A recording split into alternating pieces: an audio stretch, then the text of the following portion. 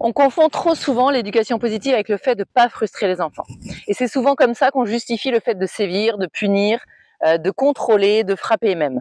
Mais en fait, entre les violences physiques et psychologiques et dire oui à tout au mépris de son propre bien-être, en fait, il y a tout un monde. Alors pourquoi vouloir passer de l'un à l'autre? Le monde, il n'est pas binaire du tout.